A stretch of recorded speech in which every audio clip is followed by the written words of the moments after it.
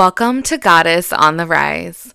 I'm your host, Sarah Brookberg, Ayurveda practitioner and coach of literally all the things, helping women connect to their mind and body. This is your space for real, raw, and authentic as fuck conversations on healing, embodiment, and rising into your power.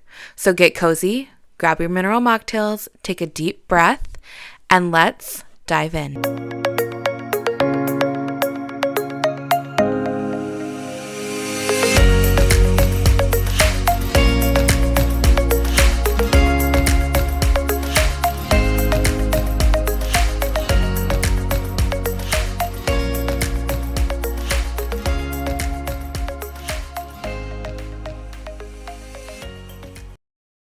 Right.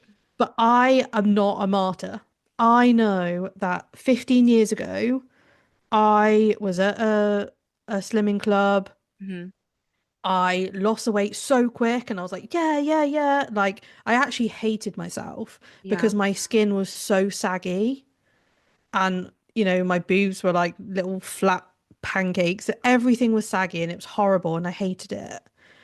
But like to the world, they were cheering, and even I was cheering because I was like, even though I hate my body and I now don't want anyone to look at it anymore, which I did before, I was happy for that. Now I just wanted to hide it and like tuck it all Hmm. away.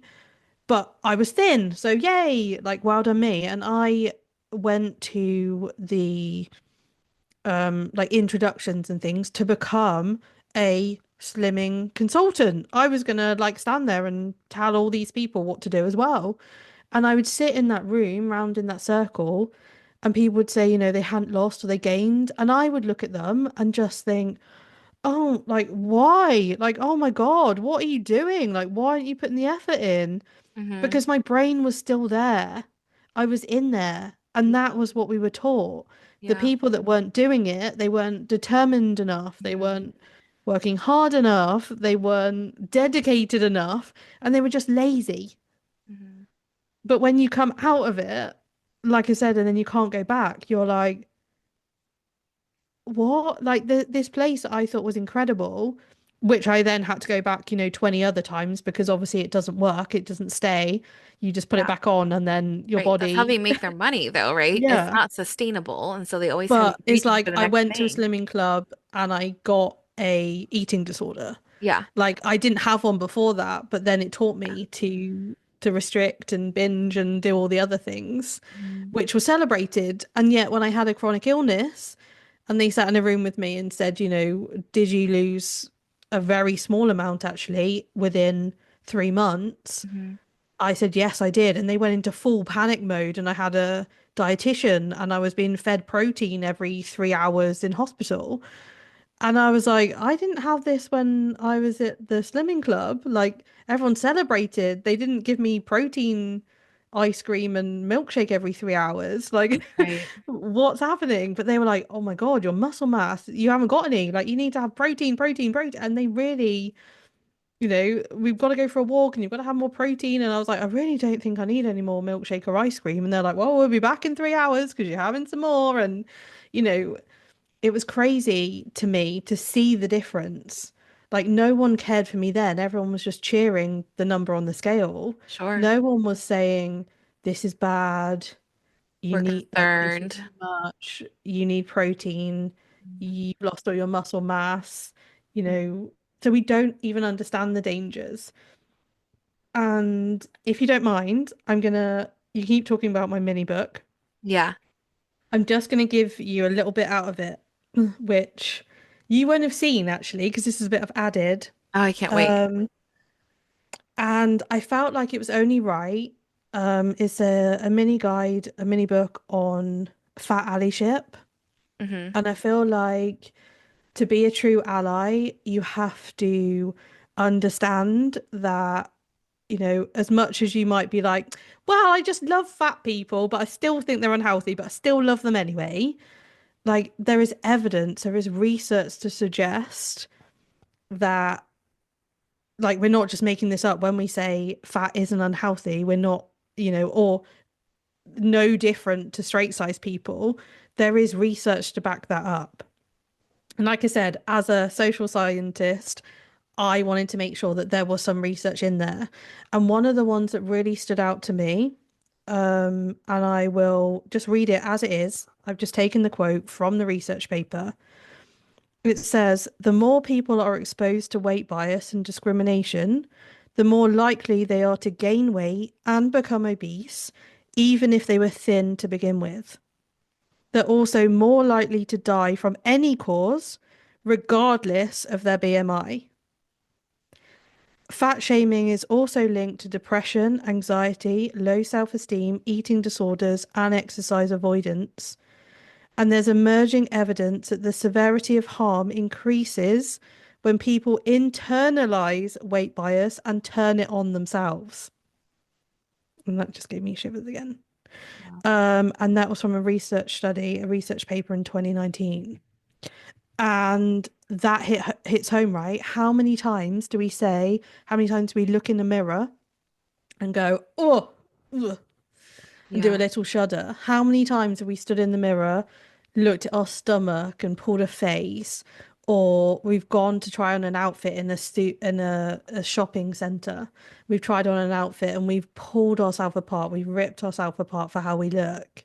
Hmm. And yet we are actually causing ourselves to get more ill and more diseases by thinking about ourselves internally, the Right. thoughts that we're just giving ourselves or the thoughts other people are giving us are actually affecting us more than our body itself. And that is wild. And that is research. Like, I Yeah. haven't just said it. Like, Yeah. we are doing this every time. If you have a child and you're saying, should you be eating that? You need to lose weight. Hmm. That is actually the what is affecting their health. If you Right. really want to strive for this health thing, that is actually what's affecting them, not their body size. Right. Yeah. And I think, like, I mean, the way you said that too, like when you said talk about health or whatever, we also need to realize like health is so subjective. There's Right. not actually like a true measure of health. Like, so for me, I obviously have a lot of chronic illness and a lot of different moving pieces here. And I still would consider myself, for the most part, healthy in a sense of like, this will be my standard of healthy, right? Do I have things that I'm working on? For sure. Like, there's some things in my world that have really rocked my world. In terms of health, though, if you were to look at my lab work, a lot of it looks great. And it's because the food that I eat is very diverse. It's giving me the minerals and nutrients and vitamins that I need. And I also allow for pleasure and don't stress myself about tracking anything, like the things that I used to do so hardcore. And I move my body when I can. I ideally would love that more, but unfortunately, it's one of the things that chronic illness has kind of taken from me. And so I really have to just kind of like honor where I'm at with that. And for me, that is health. And we don't also talk about how mental health is like a big, big, big component of this. Like I hear people like they're like, "Oh, I'm skinny, so I'm healthy," but yet they're eating food that causes a lot of inflammation and that is correlated to a lot of different things, and they absolutely hate themselves. And I just don't understand what part of that equals health. Yeah. And it makes me sad for them. I'm not judging them. I want to make that very clear. I'm not judging. It's not my place to judge anybody. But it makes me sad because I know there is another way. And it's not to like get fat. I'm not telling them like, oh, you should gain weight or anything like that. But like do a scan, a self-reflection, really check in with yourself and see how am I feeling as I'm chasing this like desire to be thin because of what?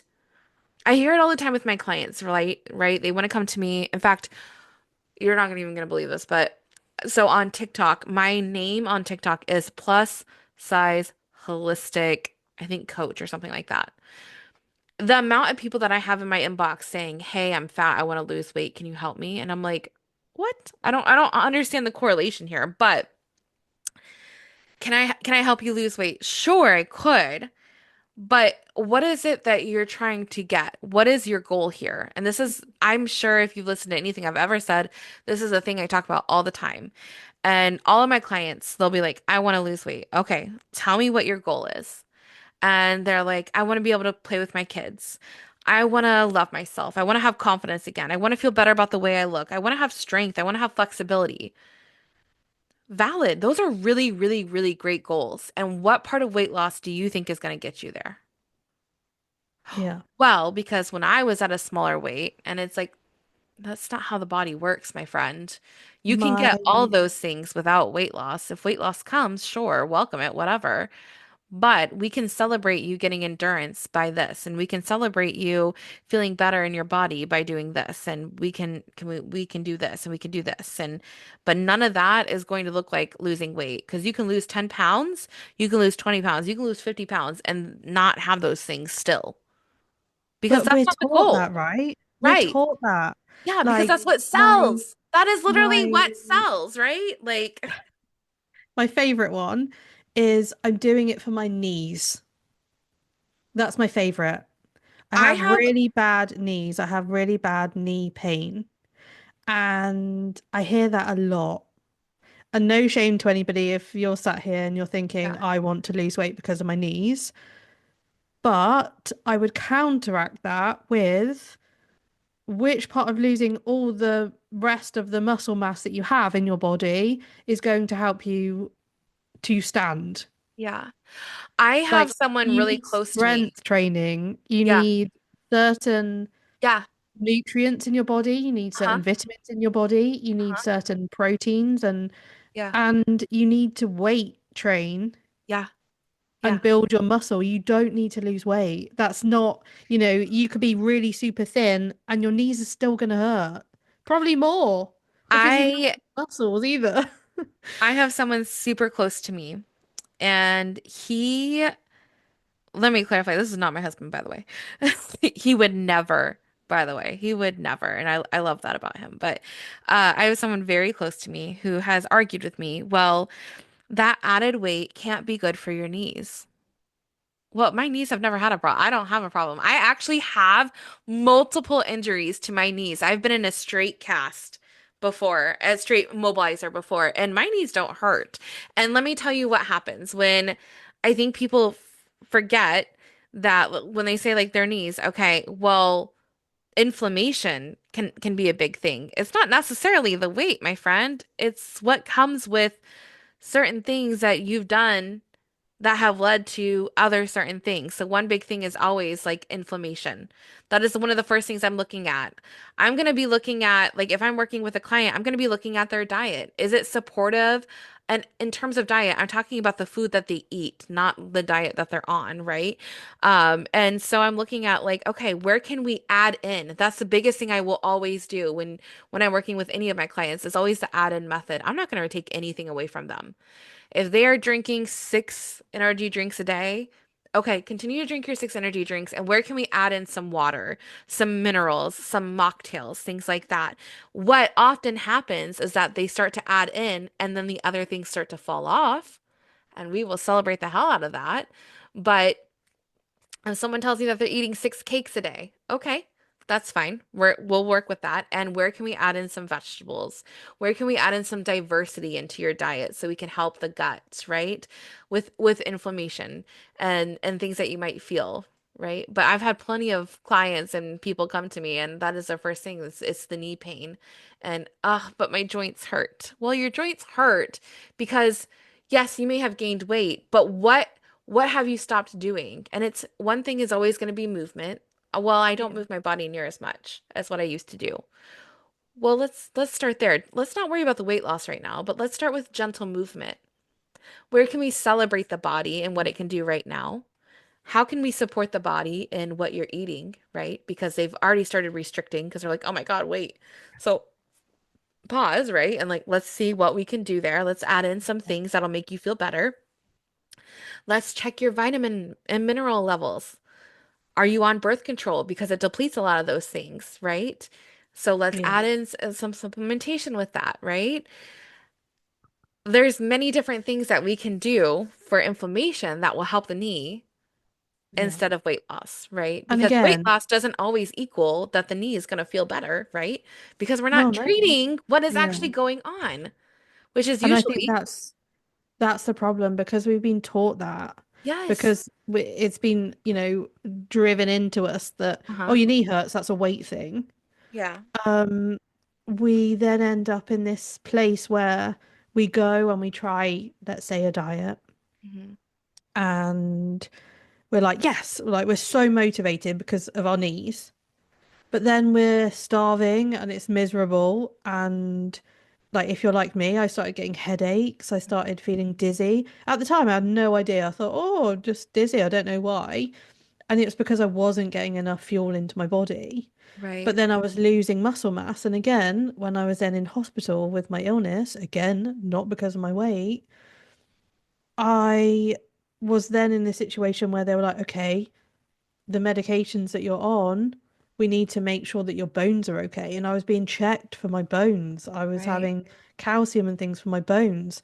When you go to these weird things where you find a diet in a magazine or in a club, they're not checking your vitals. They're not checking your bone mass. They're not checking your Oh. bone health.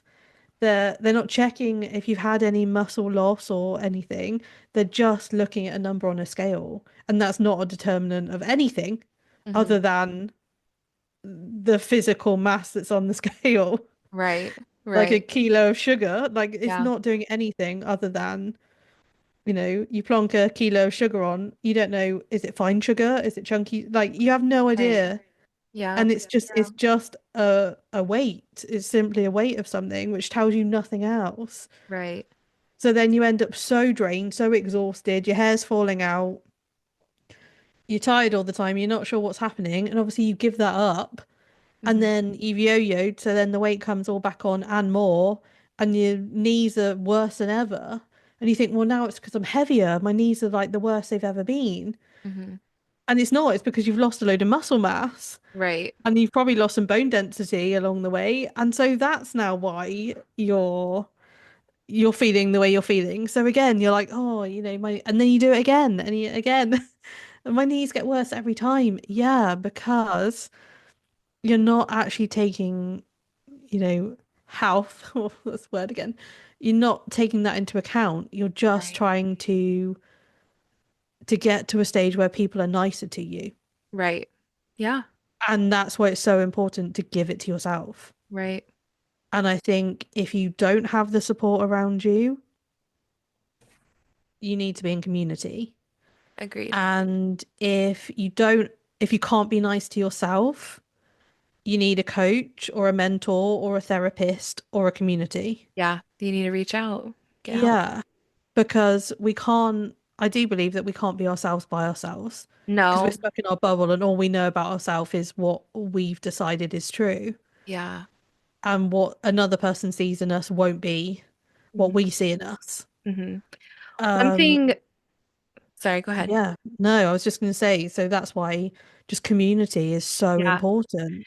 Yeah, and even like leaning into that community piece, one thing that I've learned in, all my hundreds of millions of certifications, is a lot about the nervous system. So like when the nervous system is stuck in flight or freeze and fawn and almost, gosh, so many people are dysregulated. I mean, I don't even know the statistics on that, but I would love to learn it for sure. But when you have that and you're not regulated, things can't always land, right? So it's harder to love yourself or learn at least neutrality. So, and this is one thing that I teach a lot of my clients. You can't move from hate to love. It doesn't work. It's like a pendulum swing. This is one of my coaches taught me. It's a pendulum swing, right? So you're either here or you're like all the way over here. What you want to come is like into that neutral place.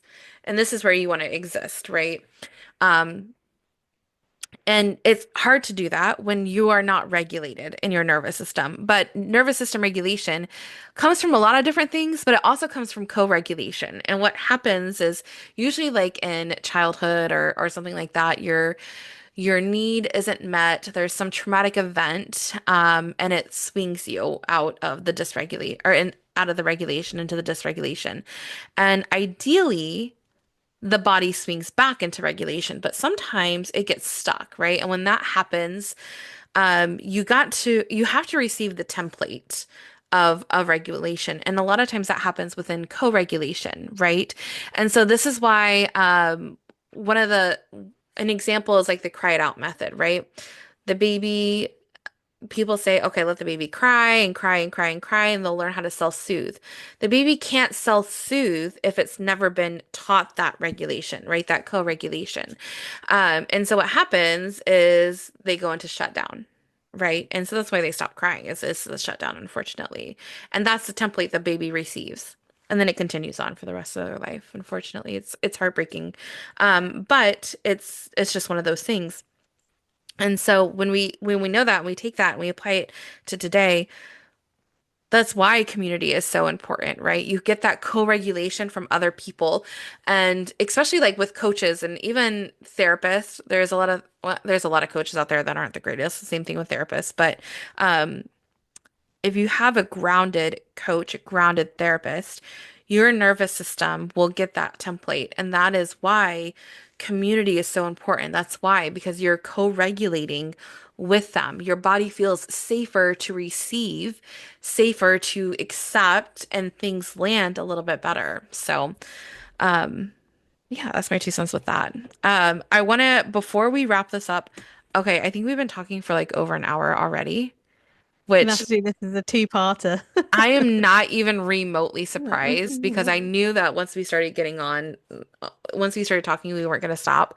But I really want to wrap it up with something that you have created that is so beautiful. And I would love to hear, number one, the story about it. Like, how did this come to fruition? And a little bit about it, even. And that is your amazing guide all about fat allyship. And so if you've made it this far in the episode, it's one of two things. You really do have empathy for the fats, or you are also dealing with this. And so Harry's guide is absolutely incredible. I got to see it at the very beginning stages of it. And it's just pages and pages of incredible information about I feel like both, right? Like as a fat person, it just made me feel so seen and validated. And I think it's just a great place to start if you aren't fat, but you want to be able to respect your fat friends on a deeper level and really show up for them. And I just got goosebumps because it's like, man, what it would be like, to have more friends that were able to see me in that way, right? And not wince when I call myself fat. And it's like, no, like undo some of this, um, these thoughts that they have around being fat as well. So let you kind of chat about that. Yeah. So off the back basically of what you mentioned before, Hmm. I I never got to a stage of body neutrality or whatever. When I was younger, my mom always used to say I was vain Hmm. because she thought I was looking in all the windows and all the mirrors. And a lot of the time it was to look at myself, see what my hair looked like. I'd be checking to make sure I looked okay or looked presentable, even from a young age, because I had to make up in some way. I had to be good and make up for the fact that my body wasn't the ideal. But now, since being misdiagnosed basically with a terminal illness, I looked at my body in a different way of like, who cares what it looks like? And Hmm. especially when I got my face scar, like, who cares? It kept me alive. It keeps me alive every day. If I decide that I want to go and phone Sarah or get on a YouTube video, I can do that because my body is working constantly to allow me to do that. And so, with that in my mind, like that's where a lot of my coaching comes from, a place of like, okay, who cares what your body looks like? What do you want to be when you grow up? Like, who do you want to be when you grow up? Who do you want to be for your kids and for your nieces and nephews and for your grandkids and for future generations, if you don't have anybody, like who do you want to be for them? Who do you want to be for your lovers? Who do you want to be for yourself? Like, what's your dream? And that's where I get lit up. Like your body is just your vessel. I always say your body is like your meat vessel for your Hmm. soul to live in. Like it's just a meat suit. If you see it as a meat suit for your soul to like go chase their dreams, it is so magic. So off the back of that, I wanted, because the noise is so loud at the moment in terms of like Ozempic and all the other things, it's so loud. And even when you have a supposed like neutral documentary or podcast or whatever about it, it's not neutral. It's no way near neutral. It's they get someone on and they say like, yeah, it was great, and then someone else comes on and says, no, it's not great. But then at the end they say, would you do it again? And they'd say, yeah. Like the whole thing is just bizarre. And when I watch it now, I think, oh, you're just doing it because you have low self-esteem or because someone's been horrible to you. Because they mention that it's just not the thing that they highlight, and that is actually the reason that they're doing it. So I created a mini book. It's called Fat Ally, and it's basically a love letter. It's a love letter to fat people and a compassionate, kind invitation for anybody that wants to be there or is there. Maybe it's your partner, maybe it's your friend, and doesn't quite know how to support that person, doesn't quite understand.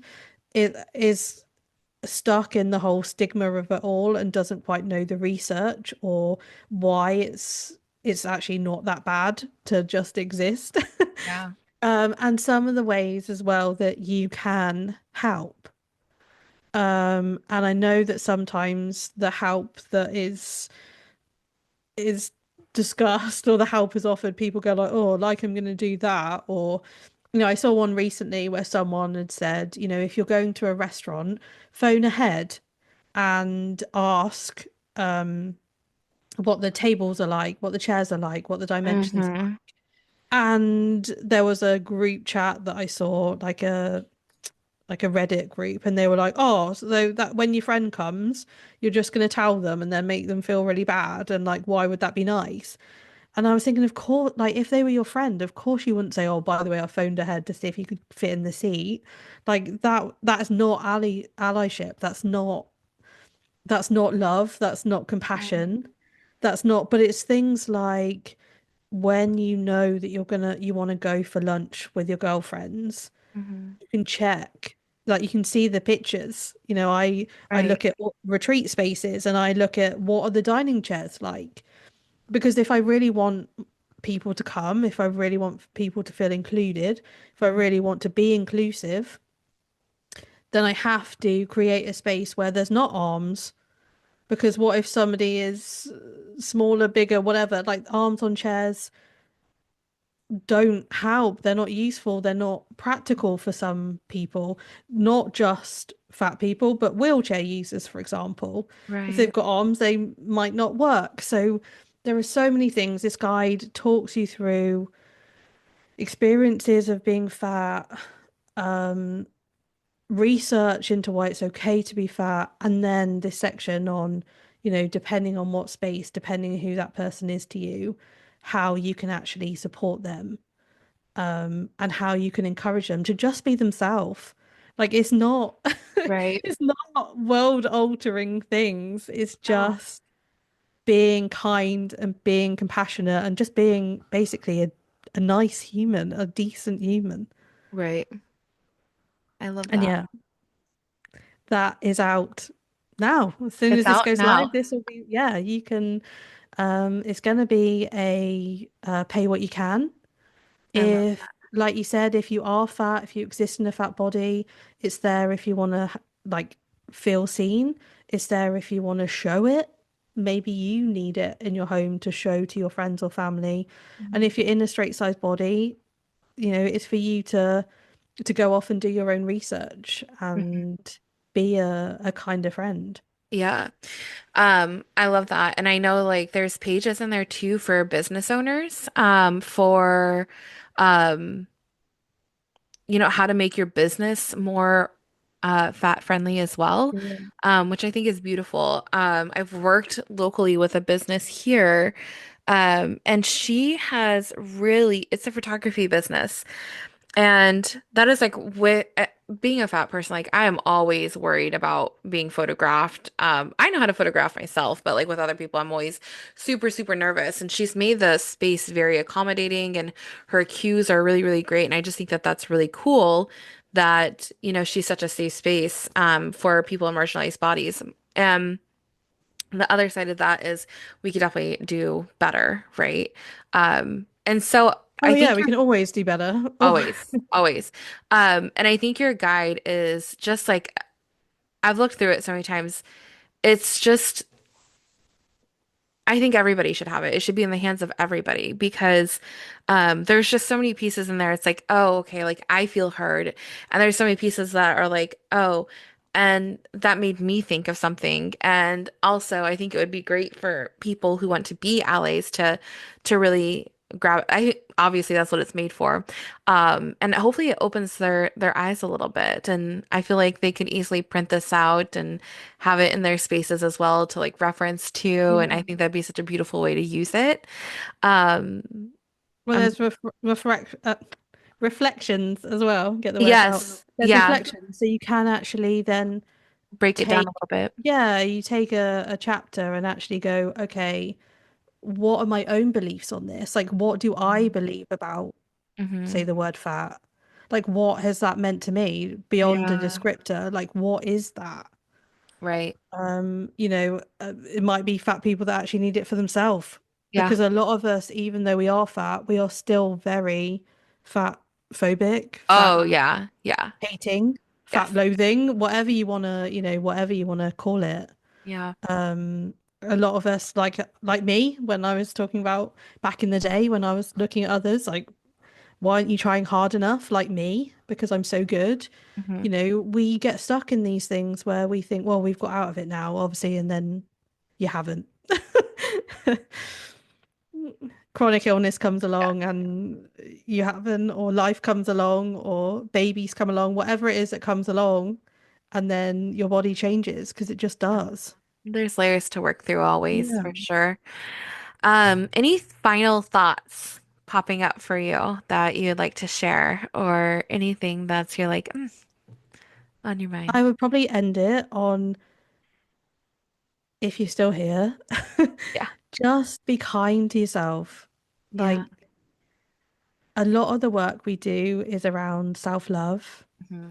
And when you exist in a marginalized body, when you exist in a chronic illness body, a lot of the things that are related to self-love or self-care, it's always, make yourself a breakfast or, go for a walk or do, like, when you can't do those things, Yeah. there is still a power in being able to get up and get dressed for the day. Yeah. There is still a power in putting on your favorite lipstick and just feeling like a total powerhouse for an hour, taking a selfie of yourself when you feel good on a good day to remind yourself that it's not always bad. Yeah. Like, there are so many layers, like simple micro layers, which carry you so far in a positive way instead of a negative way, especially when you feel alone, especially when your friends and family don't get it, they don't understand. Hmm. Especially when you're chronically ill and they think, oh, she's not better yet. God, this has been going on for a while, and you know that you're never going to get better. Like, it's all those things where the typical self-love and self-care and self-compassion and self-confidence, whatever, they just don't work. Hmm. If you think about what it took to get you to that day when you had that photo shoot, Hmm. like, that took a lot of planning and prep and getting ready for that, Hmm. mentally, physically, everything. Like, it's not just a simple thing. You're not just gonna float off and have a photo shoot. There's a lot of things that have to go into that. And I think it's just so important that we actually just give ourselves a bit of a break and just realize that we are actually pretty fucking amazing. Yeah, Um, yeah, we might not be who we were before. Yeah, we might be different. Yeah, we might look different, but we've actually worked harder even day by day just to get to the the same place as people that can just do it with ease. absolutely. Um, can. So yeah, just be kinder to yourself, just be kinder to others. And yeah, that's all we can hope for. Yeah, I love it. Where can people find you on the internet realms right now? Yeah, so um mainly at on Instagram. That's probably the best place to go because that's where all the latest link drops go. Mm-hmm. There is a newsletter coming out. There is various other things coming out. But if you go to at Self Love Rebel Club, then you will find me and you will find all the links to go from there. So Yes. yeah. Awesome. And don't forget to pick up a purchase or donation, right? You're doing pay what you can Yeah, for the it's a Fat pay what you Allyship. can. Yeah. Yeah. Her guide. It'll be in the show notes. And I'm sure I'll be linking it to my Instagram story. And I implore you to check it out and support Harrie. And Harrie, you're available for coaching as well. Am I right? Yes, I Yes. am available for coaching if you're feeling if you've reached the point where you're fed up of doing it by yourself, because a lot of the time we think we can just do it, it's fine, we're okay, and you just need someone, even someone in your pocket. I do um Voxer or Telegram coaching as well because I find, especially again, when you're in a chronic body, you can't always do a Zoom at 1 o'clock on Friday. Right. Like you need time, you need to lie down, you don't want to get ready for the day and you don't want to be seen. So I do pocket coaching. Yeah, and you can just come and just try out a session and just see if you feel better after. So yeah, there's plenty of opportunities. Go to South Love Rebel Club and yeah, contact Awesome. me and take it from there. Yeah. I'm so grateful that you took time out to be here with me and to talk on all these things. I know these can be like heavy topics, so if you're listening, also make sure you take care of yourself. And I'm just grateful for you to share Yeah, all go your get some beautiful water. knowledge. Yes, yes. Drink your mineral mocktails. Yeah. Grateful for you sharing all of your wisdom, your journey with us. And just happy that you're here. Happy that we're Yeah. friends. Thank you for having me. And yeah, I Absolutely. just absolutely love being your friend. It's the I love best. being your friend too. All right. Well, that is the end of today's episodes. Make sure you check out the show notes to find all those links and where to find Harrie. And make sure you give her a follow. And she'll definitely be coming back here soon.